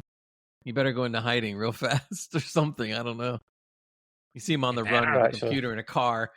He's just driving around trying to, I'll hack him from here. Well, wait, let me go. He has a satellite dish on top of his car, so he can hack in whenever he wants. I don't know. Crazy, man. Crazy. Go kart. Excellent. Right. Okay. So now we've got the big nasty Nintendo out of the way. There is a little bit more hardware tech news left at the moment, which I think I'm finding this one pretty interesting, Gray. What's going on with mechanical keyboards? I thought this was interesting too because I hadn't heard anything about this. I started reading this thing, and the guy wrote the article. It's an opinion article, but he said that mechanical keyboards are dead, and you should buy a magnetic keyboard. And I'm going like, what? What magnetic keyboard? And apparently they're calling it's called Hall effect keyboards. Don't ask me why they got that name. I have no idea. But apparently, from what I'm understanding, is instead of just the Cherry MX switches that I have on my keyboard right here, the magnetic one. Best way to explain it, or the easiest way to explain it, is when you push, WASD. Let's say W, and you're moving forward, right? You move forward or you don't move forward when you hit the button, right? You move, you stop, you move, you stop. So they're saying the magnetic keyboards offer you the programmability, I guess, in a way, of having when you press the W, if you depress the W part way, he walks normal. The character walks normal. If you depress it all the way down, he runs. So in other words, it gives you the control of walking or running at one key, depending on how hard you decide to press it, or how far down you want to depress it. So that's kind of like the easy explanation of what some of these keys are going to give. Now, apparently, the responsiveness is supposed to be better, because it's magnetic, etc. I don't know about that. I've never even heard of these things until I started, reading up on the article a little bit. It's not to say that he was talking in the article. It's not to say there's not good mechanical keyboards. Duh, I have one, and they're still out there. But apparently, I didn't think there was really any, magical advancement of keyboards lately until I heard this. So I don't even see a particular. Well, actually, it says right here that Corsair, which makes my keyboard, has a model called the K70 Pro TKL. Apparently, it sells for $179 on Amazon, which is about what they charge for their better keyboards, Corsair, because mine was almost $200. So apparently, it doesn't really get into depth about it except to explain some of these things. So, but supposedly when it is capable of doing much more than just a typical keyboard because of the pressure you can apply on the key. So It also could be, you could also have like a, where I program a macro. In this case, you might be able to hit one key as a normal movement, and it'll do more stuff if you depress it, a little bit as opposed to all the way down, almost like a gas pedal in a car. or something. You decide you want to go this speed, you decide you want to do this, you decide you want to do that, you decide when you want to jump over something. It's all a matter of what you're going to do. Yeah. So I'm going to keep an eye out on this because I really wonder how good it is. I got to start looking up some videos and watching supposedly this thing in actual action in a game. But hey, if there's something new out there with the keyboard, I'd like to see it, only because I didn't really think about this before. Great. Have you ever heard of this Hall effect sensor before? Is this new to you, or have you heard of it before? Totally new to me. I have no clue what this was about. You see it more in the console space. It literally, I might be wrong here, I think it's more of a magnetic system. So you would get, for example, the Nintendo Switch with its little Joy-Cons and little thumbsticks. Right. You would get drifting, which, if you're thinking bloody Tokyo Drift, the movie or something, Fast and the Furious, you're wrong. It's more, if you were to just not press anything, and your character starts slowly moving to the left and the right without you pushing anything, it's because it's wear and tear of the ball bearings of the thumbsticks. Right. So if you've got a good controller, you have Hall effect thumbsticks. And this means that, in theory, there should never be any unwanted character movement or action. They should just stay put. And it also extends to buttons and trigger buttons and things like that. I didn't think it would extend to keyboards, but that is kind of genius. Well, it's funny when you mention console, because somewhere in the article he touches on a little bit of what you said. So, and I've only used controller very rarely because I don't like them, but I get what you're saying. So, because when you're using the little joy or the thumb joysticks, whatever, the more you move it over to the right or to the left, the more the character runs, faster or slower. So I guess apparently they're taking the same concept into a keyboard, which would interest me only because it's different. And if I can get that kind of movement without having to have a controller, that might bring another level to the game, maybe. I don't know. It's kind of more accurate at the same time as well. So you could potentially just half press a key and it might do something different from, think of like a fancy camera where you hold a button in for like Matt's got the iPhone 16. It's got the camera control button. Yes, Apple, I said button at the end. They seem to have a problem with that. The camera control button, you hold it in. It's a haptic thing. It's not an actual button. Yeah. It's like a trackpad or something. You hold it in a little bit, it will focus, completely push it in, it takes the picture. So it's kind of that the keys may do something similar here, Gray. And the thing is, mechanical keyboards are best for gaming, in my opinion, but I don't like the ones that are very, very noisy and clicky and clacky. I hate that. It's I'd rather annoying. go for something, and I always get confused of what colour bloody keys you get. Red cherry and bloody cherry pie and banana brown, toffee, cherry, and I don't cherry. know. Yeah, I know. But I don't know what each of them do. All I know is I want one that's in the middle. That's what I did. Or one that's quiet. I don't like a really noise. Does it say about this one about Hall effect if it would be noisy or quiet? Near the end of the article, it explains it this way. They go, Hall effect switches forgo the usual mechanics of a switch, which uses a physical contact to activate. Instead, the switch uses a small magnet to trigger without needing to touch anything, using the power of electromagnetic waves. So they're saying that actuation being a term that refers to the key being activated. The precise moment that it happens is known as the actuation point. Yeah. For regular mechanical switches, it's predetermined. In other words, when you push the key, it does whatever it's going to do, and that's all it'll do. But apparently with the Hall effect or magnetic, that all changes now. And it doesn't necessarily, your key is not just determined on one thing. It can be determined on possibly multiple things. The only thing I could see, not a downside, but the only thing that would be different about a keyboard like this is the learning curve is going to be could be steep, because you're so used to banging on the keyboard and banging the keys out, and that you're going to want to do that, and with the Hall effect keyboard, that you're defeating the purpose.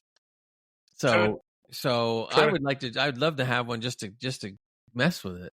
But yeah, I can imagine you're going to get pretty wiped out in a game until you get used to how you do it. Yeah. And if you press multiple keys at the same time, what happens as well? There's no wear and tear, or very little, so it should be a lot better. As Scythe says here in chat, the orange switches are the quiet version. So there you go. Thank you. It's an education for me. They're the ones I like. I'm sure I used to have a Razer Synapse, which was in the middle. and the one I've got at the moment is it's the Logitech Lightspeed wireless one that I discussed pretty recently, and I like it. It's not too clicky; it just does the job. Some people like the really clicky ones, but see, when we're doing podcasting, it's a son of a because you have to turn on cancellation to cut that out, and turning on cancellation is a problem for not picking up certain things when we're podcasting. So ideally for us, not having a really clicky keyboard is actually a good thing. All right, great. Interesting article, my man. I'd you have like to another try one as that. well, I believe. Yeah. You would? I think I'm going to have to talk to this company and see if we can snag a keyboard. Absolutely, yeah. If I we're mean, some lucky. games that I'd played that I'm like would suit because when like they're keyboard only games and they're first person sim military things, so you get like the happy medium rather than you can run or you can walk, sort of thing. It'd be nice to have that gradual thing as you push down rather than having to scroll things. Yes. So yeah, I'd be interested in that. Yeah, so would I be when it retrospect. comes So out. yeah, Watch if this the price space. is right too. Yeah, If the price is right. So I think the price is pretty decent for that for that kind of a keyboard. bad, Mine that does so much. I get it. I'm curious. I want to find out whether not only is it electromagnetic, that's fine, but can it still be programmed the way my keyboard is? If I can, yeah. I would assume it could. You And probably if get could, more then out of it. and then that makes it more interesting to me because I could do both. Boys, apologies, I'm conscious of the time. We do have time to fit everything in. Don't worry, we just can't waffle too much. This other thing from Gray is pretty interesting about rubbish bins, garbage trucks. What the hell's going on here, Gray? Yeah, and the last story I was going to do, we can wait because we can jump into the quiz. We'll talk about that next time. But I'll go ahead and talk about the garbage truck guy because that's quick and it was funny. We got 15 minutes, all good. So apparently this guy decides that I don't know what he was doing with the trash to begin with, but apparently he was rummaging through. He was a garbage truck driver. Excuse me. So apparently, I guess in the middle of this, he noticed something, and apparently he found a computer. Now, a lot of times you find a computer, people throw them away. There's got to be something wrong. It's not going to really work. But apparently, he found this thing, and it did work. But it was a 32-core AMD Ryzen Threadripper 3970X. And that chip, when it first came out, cost $2,000. Okay. And 32 gigabytes of DDR4 RAM and RTX 2080 Ti. So he took it out, cleaned it up, gave it some TLC, a drive, cleaned it all up with alcohol, let it dry out, and the sucker works fine. Wow, nice. So I'm like, wow, that's pretty cool. Just go in and get it for nothing. What a deal. I mean, probably could even drop a better card into it eventually and still be fine, with it. But I thought that was hilarious. I mean, how many times do you see somebody throw shit like that out and all of a sudden it's like, well, it's perfect. It works great. So jackpot there. Hit the jackpot. Hey, even if he didn't want to use it to play a game, he could turn around and sell it on eBay and make a few bucks. I mean, geez. So that was really interesting. But yeah, they said in 2019 that chip cost $2,000. That was the manufacturer retail price. And stuff like, wow, that's and it's right working there. as well, man. That is brilliant. Yeah. I mean, at least he took a lot of time. They have I think they even have a little picture of it in here in the article, but he has the case kind of ripped off of it. But he had to go in there and really clean it up carefarly. But he did, and it worked out. Good man. Probably something he just wanted to try. I'm gonna have to start looking now. Carl had said something about the controllers. He says, "Have you seen TMR controllers?" I'm not even sure what that is. So that's why I say, you could probably educate us on that. Gray, do you want to read out your next thing, or do you want to save it? We do have the time. It's up to you, my man. I can save it. This would be interesting. Okay. We can. The reason being, Matt, is we in the past sometimes we could go a little bit past 2 hours, but I mean that's getting really long. Plus, if we want to cut it in half for TikTok, it can't be more than 2 hours. If we go over 2 hours, cut it in half. It's kind of goofy. So quiz time, mate. I'll just have to come to the next one then. Yep. Hey, we got in a lot more than I thought. I thought we might have to cut it sooner, but anyway, we're going to go into the EGP Gaming Quiz like we do every week. So I'll start out with the question. I usually read it twice. Anybody in chat who wants to give the answer, go ahead. Otherwise, Matt and Trevor are going to take their stab at it. Some of these are easy, I think. Some are going to be hard. But the first one is a quote, basically, that came from a game. And the quote is, "Good morning and welcome to the Black Mesa Transit System. Which classic FPS game is this?" Half-Life. Half-Life 1, to be specific. There you That's go. why I Ding, said Half-Life. Aha. ding, ding, ding, ding. Well, the big giveaway was Black Mesa, right? So it's like, yeah. you know. Thank you for giving us an easy one, man. Yes, God, you I got a chance. gotta get you guys, geared up. All right, this will be a little bit harder, but which iconic wrestler stars in numerous fighting games from THQ and 2K? I love wrestling. Mortal Kombat. Undertaker. Okay. Read the question out one more time. What iconic wrestler stars in numerous fighting games by THQ, the developers THQ and 2K? You can stick with that, Trev. But what wrestler? Like, there's wrestling. They bring out wrestling games, so that I don't understand. I'll give you a little clue. It doesn't necessarily mean that the wrestler is still wrestling today. But he was iconic. But he was iconic. It probably has to be the Taker. Undertaker. It has to be the Taker. Yeah. He's the one of the Hulk. most, if not the famous. No, but he wasn't. The Hulk didn't do a lot of things. He didn't do it much at all. So yeah, I think it has to be. mm-hmm. Yeah, let's go Taker. A warrior. Scythe says Stone Cold Steve Austin, and he also said The Rock, which would be Stone Cold is my favorite wrestler. I love the guy. Well, guess what? You might find this a little surprising. Triple H. All you guys are wrong. It's John Cena. So has he been in Fortnite and stuff? No. Yeah, can't see me. Yeah. I thought that was pretty good. I had no clue until I saw the answer. I'm going, like, John Cena. I said, yeah, that's right. It could be. Yeah. Like, number 2 is probably Undertaker then. Number 2. Yeah, okay. Let's see. Last question, and this you guys should know this one. This I would think, but it could be a little hard. Okay. Which Microsoft accessory added touch cameras and scrolling to console controllers? Which Microsoft accessory added touch cameras and scrolling to console controllers? A touch Xbox. Did you say touch camera? Yeah. Is that the name? What the hell is a touch with? camera?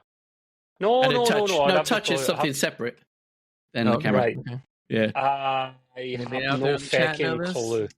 I can't remember the name of it. I know Googling it, Scythe. No Googling it. We're watching you. You're gonna recognize it right away when I say it. Yeah. Begins with an M. I'm not saying anything. No. Now go on. Put me on my misery, mate. No good. All right. The answer is Xbox Connect. That was it. Remember that? Yeah. That was the thing when it came out. Yeah, the no PS one Move or that. For the Xbox One, no one wanted it, and it turned the console into something too expensive. That's why that generation flopped for Microsoft. It was a waste of time. I also think that was what they were trying to compete, of course, with the the Wii. Nintendo That's Wii, right. and everything, and it kind of fell flat on the face. But 1 out of 3, I'll take that. Yeah. It's okay. For both of us. We still learn something, no matter what. Yeah. There you go. Brilliant. Okay. There's really the quiz done and dusted. God, I bloody hate quizzes, but it's a good laugh, So, yes, we will be back next week. It will just be Mr. Matt and I. Gray's deserved a holiday. He's getting a holiday. They're thankful for something over in America next week. I have no clue what it's about, but apparently it's a big deal, and the man deserves some time off. Rob revolves around food a lot, so that's always Trump. Yeah, I can relate to that. So he'll have a week off. It'll be Matt and I, Team Awesome, just running it for next week, and then Gray will probably be back the week after. Yep. So, with that, thank you to everyone. All the comments. We will see you soon. Take it easy. Bye-bye. Thank you. Goodbye. I don't want to set the world on fire. I just want to start a flame in your heart. In my heart I have but one desire, and that one is you. No other will do.